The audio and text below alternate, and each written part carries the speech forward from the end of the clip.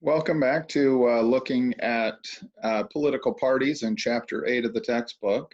So today what I want to talk about a little bit is one-party systems, two-party systems, and multi-party systems. One-party systems tend to be imposed by law or by force. So you can think of North Korea, effectively the People's Republic of China. There are numerous single-party systems. Cuba is a single-party system.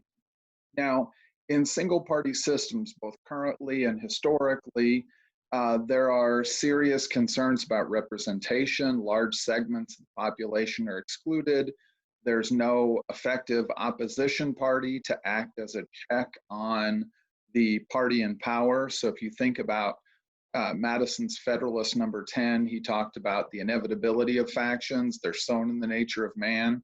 And so in the context of a one-party system, they eliminate that liberty of getting to choose your political beliefs and your political representation or your political leanings, and they impose that singular system on their population, and so the government is not effectively representing large segments of the population. So if you think about Nazi Germany, for example, Nazi Germany functioned as a one-party system. Now, there are advantages to one-party systems. If you're part of that party system, you can reap huge rewards from that. They can be very efficient.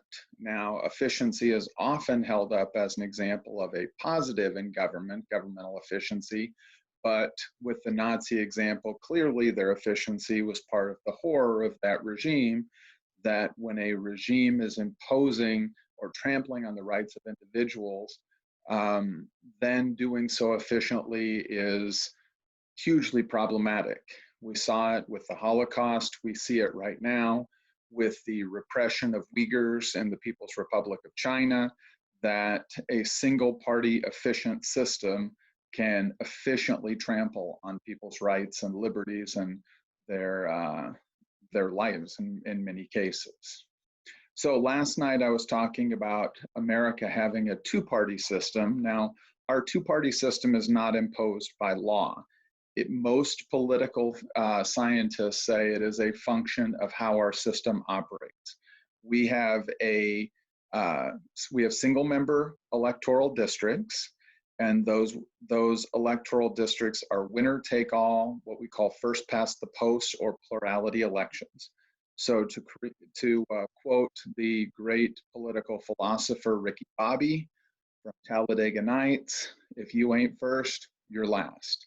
If you don't win the highest number of votes in that district, then you get nothing. Second place, you get nothing. Even if 48% of the voters vote for you, if the other person gets 49, then you get nothing. And so there are significant problems with representation here as well. Large segments of the electorate can be eliminated from being represented, particularly when complicated by the issue of gerrymandering, particularly partisan gerrymandering.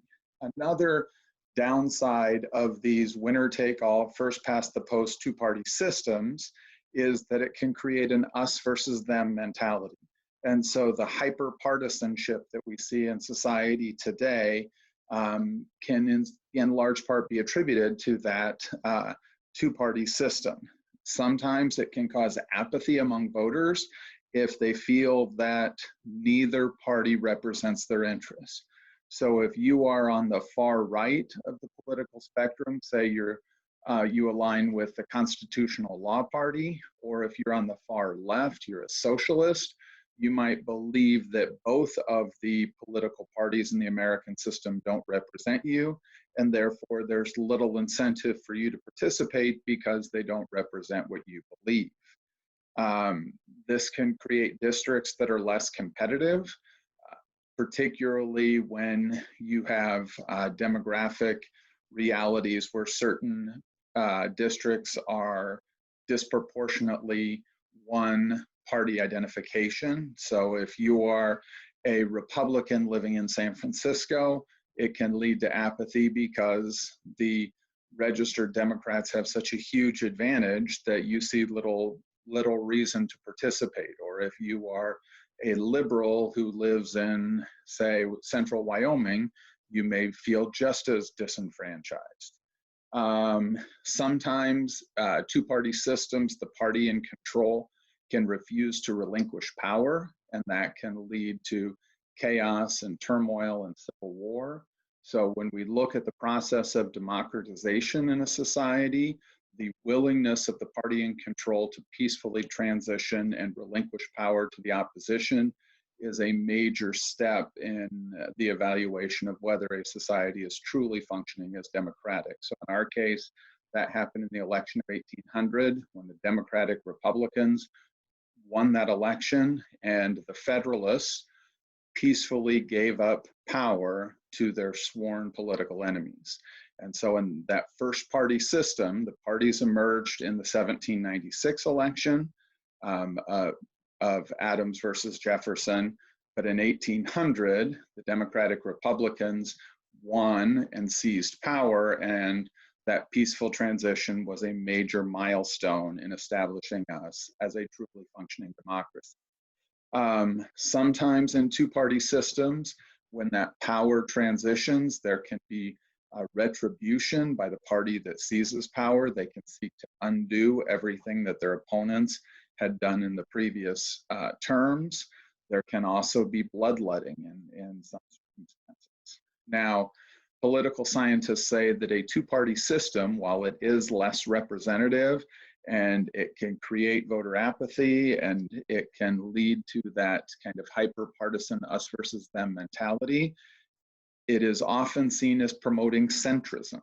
So last night I talked about median voter theory and how median voter theory has shaped so much of our understanding of our political structures in the late 20th century.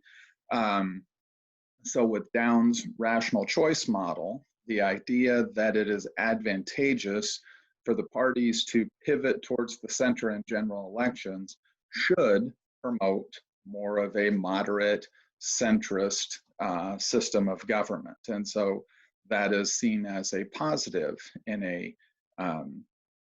two-party system. It also can promote stability with these broad-based parties. They have to build their coalitions, like that New Deal coalition I mentioned last night.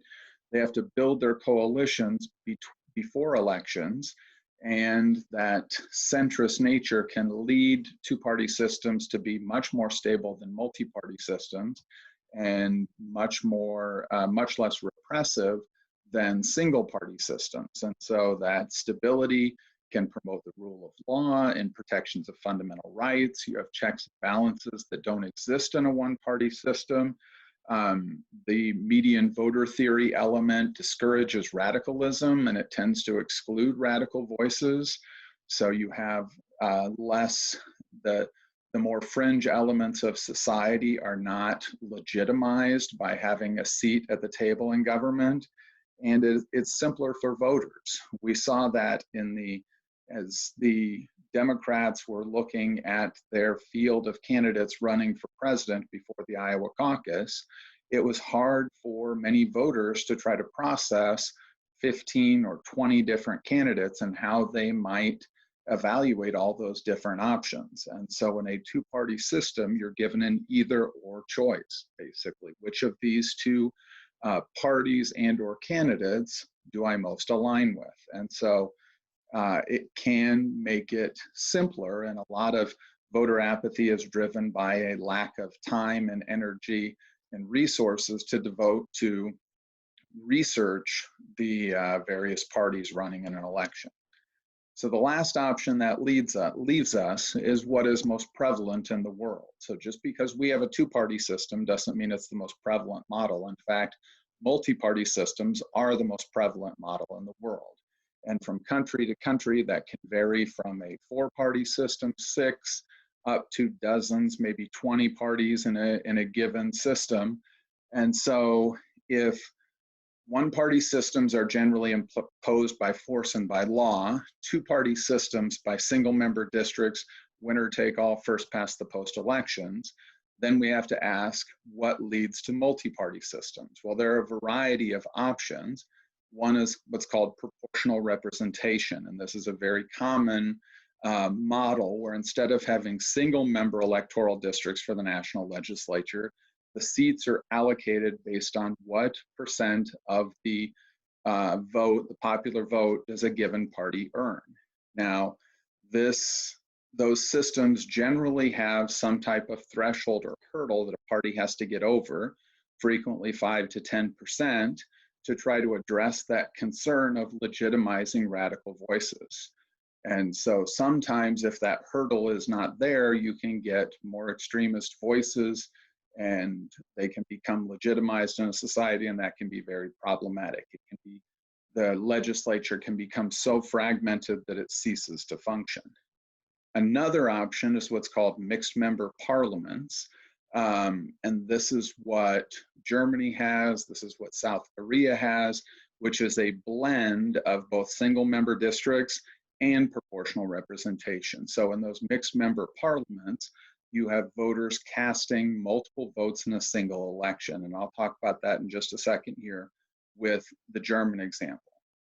Another example is one that I've heard a number of students talking about this semester, and that's ranked choice voting, where you have multiple candidates running, and then the outcome of that election is the result of voters ranking the various candidates. And this can, depending on how the system is structured, and it varies from place to place.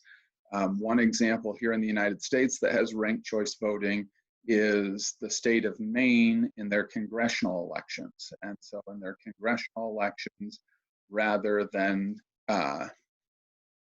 having winner take all, they have ranked choice voting. And so that has led Maine to be one of the few places where independent candidates hold national office. So we say that America is a two-party system. That doesn't mean we don't have third parties, but it means that those third parties rarely, if ever, get seats in national legislatures. So in our national legislature, we have 535 seats, 100 senators and 435 members of the House.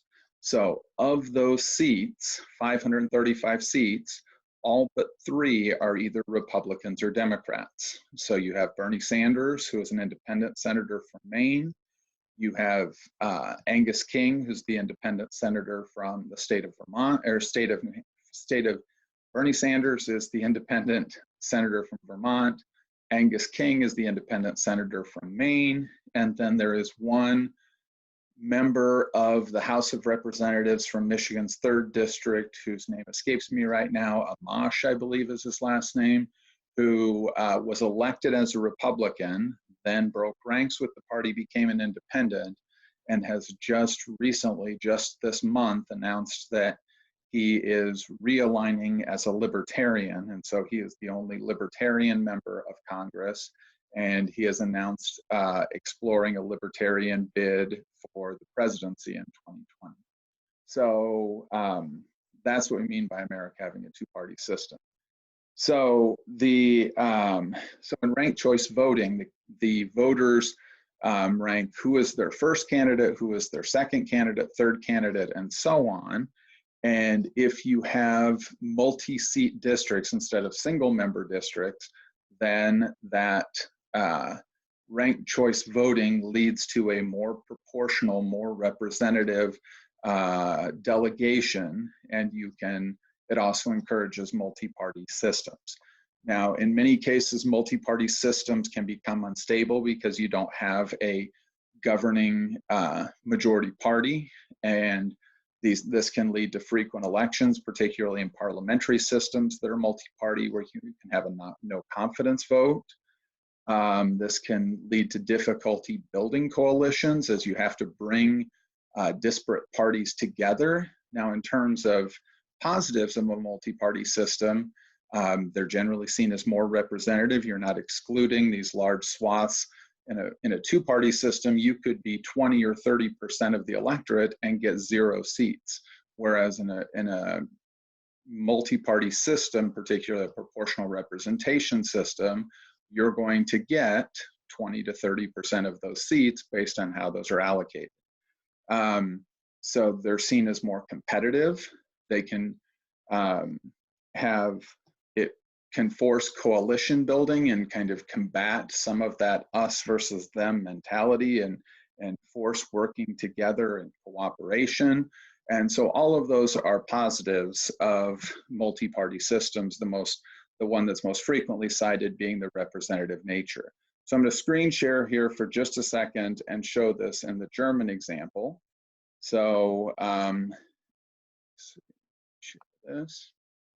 So here we see two political spectrums, from the top row being German political parties. And for the quiz tomorrow, you do not need to remember any of the German political parties or any of the specifics of the German system. I'm just using it as an illustration. And then you see the American system, and you'll notice I put Democrats and Republicans on one line, because again, 532 of our 535 legislators come out of those two parties. And then you can see we have Greens, we have Socialists, we have Libertarians, we have Constitutional Law Party, we have the Legalize Marijuana Now Party, we have the Socialist Workers Party. There are lots of other party groups. So in the German system, you can see right now in their national legislature, they have 6 parties spread across the political spectrum. Now, I said they have a mixed member parliament, and here you can see a ballot from the German election. And in this ballot, give me just a second here.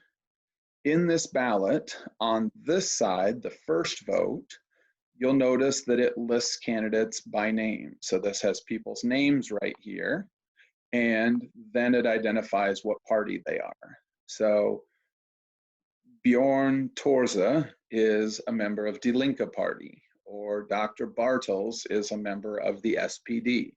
And so in your first vote, you cast your vote and you say, okay, I'm going to vote for the candidate, for this particular candidate. And they are running in a single member district, winner take all. Whichever candidate gets the most votes in that particular district wins a given seat. But you also cast a second vote, and the second vote is proportional representation. So here you'll see in the second vote on the blue side of the ballot, you'll see that the parties are listed, and first by their initials, just like we would have, you know, Republicans and Democrats and Green Party and so on, Libertarians. And then after that is a short list of names. So what the voter here is doing is they're voting proportionately for half of their legislature. So half of their legislature is allocated by single member districts, and the other half of their legislature is allocated proportionally. And so when we look at those results, advance to this slide. Oops, I need to erase my annotations, clear all drawings.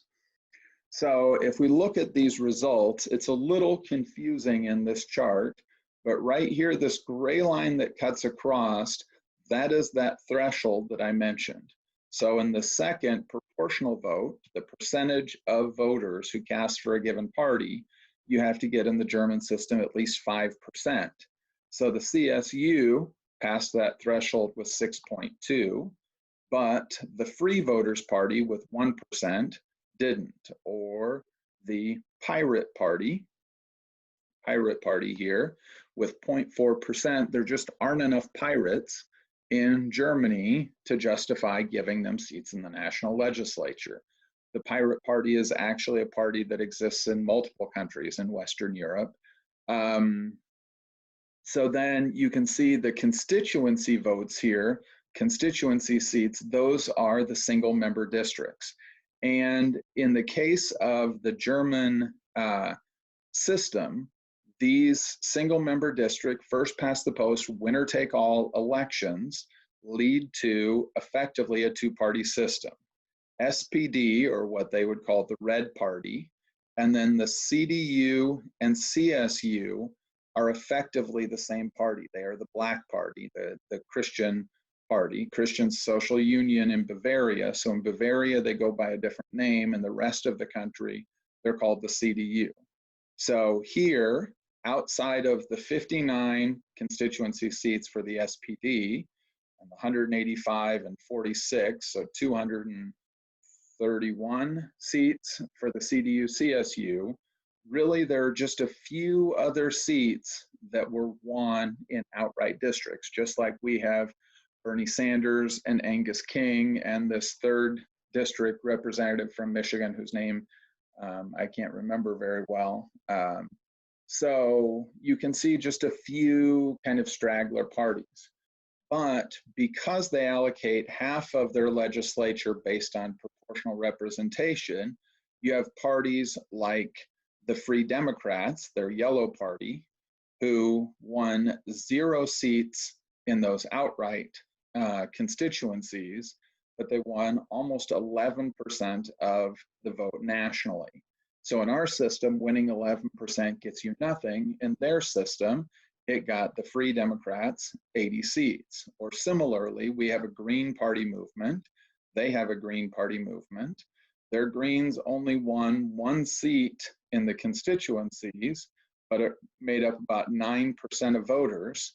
So they ended up, with 67 seats in the national legislature. Again, because that proportional representation gives greater voice, is more representative, and therefore more democratic than single member district first past the post elections. As I was saying earlier, there are advantages and disadvantages to both systems. And that's why some systems, some countries like Germany, like South Korea, have tried to blend the two to try to take advantage of both. So if I clear this out of the way and move down to the next slide, one of the challenges, again, is building a coalition. So here you can see, I was talking about the color coding, the Black Party, the Red Party, the other red, this is kind of a reddish green, yellow, and then the blue. When we look at the percent of the vote that they won, nobody wins a majority. So to form a government in their parliamentary system, you need to build a coalition out of these groups. And it can be problematic and lead to instability if that coalition is unable to continue functioning. Now, in the German system, in the 2017 election, this is based on the 2017 election, they had difficulty building that coalition. The red and the black parties, those are the two centrist parties, the red center left, the black center right. They had been in a coalition government before. They didn't want to be in a coalition government again. Together, they would have had 50%, but then you kind of have to look at how the political spectrum plays out. So you see those two were close ideologically, but they're the two main rivals. So then the CDU-CSU, which had the highest percent of the vote at 33%, they had to go looking for coalition partners. One traditional coalition partner for them is the Yellow Party, the FDP. The Greens were another potential party. What was problematic is the AfD, Alternative für Deutschland, was seen as an extremist voice, a radical voice, very anti-immigration, anti-Islamic, seen as the rhetoric was vaguely kind of neo-Nazi in some people's eyes. I happened to be at the German embassy on election day, and listening to them try to address the rise of the AfD was interesting that day, because the AfD ended up with 12% of the vote, 12.5% of the vote, but for many who were there on election day, that was seen as a legitimization of some voices that were kind of ethno-populist, kind of radical nationalist, and that was problematic for a lot of Germans based on their history, which obviously is understandable. So it was difficult for the CDU, CSU. They were unwilling and had said during the campaign they would not form a coalition with the AFD, regardless of the results of the election. So at 33%, they had to find another 17% of the electorate to build a coalition. The SPD didn't want to do it, so then they went to their traditional partners, the Yellow Party, the FDP, but that only got them to about 44%. So then they tried to reach out to the Greens, which was the next closest ideologically. The Greens were willing to do it, but when the Greens came into the coalition, the Yellows dropped out, and so it became very problematic. After about almost 8 months of negotiations, eventually they settled back on what's known as a grand coalition. So the grand coalition are those two centrist parties, and they kind of held their noses. The SPD Red Party held their noses and built a coalition. On election night, everyone thought it was going to be what's called a Jamaica coalition with the Black, the Yellow, and the Green Party. But that kept falling apart every time they tried to make it work. So they also have what's called a Kenya coalition, the Black, the Red, and the Green. But once Black and Red united in a coalition, they didn't need the Greens to make that coalition a majority. So the Greens were kind of cut out of the process. They also didn't need the Yellow to make the German flag coalition. But you can see all the various combinations. So again, I'll stop slide sharing now. In our system, that coalition building happens before the election. And there's competition for those various factions. Just like in the 1932 New Deal coalition, African-American voters went from the Republican Party to the Democratic Party of Franklin Roosevelt. And in 1972, white conservative Southerners went from the Democratic Party to the Republican Party. And so those shifts of coalitions, and we may be seeing a breakdown of a traditional constituency, a realignment of industrial working class that has been part of the Democratic Party since the New Deal coalition, to who in the 2016 overwhelmingly supported President Trump. And so we may be seeing a realignment of that constituency. So those were some things I wanted to talk about: multi-party, two-party, and one-party systems, how they're formed, or what structures are in place that cause them to happen, what are some advantages and disadvantages, and then just talk through the German example as an example. Again, you don't need to know any of the German parties or the outcomes of the 2017 Bundestag elections in Germany. I just use that to illustrate how a mixed member parliament works. So I'm going to stop the recording now. Thank you. And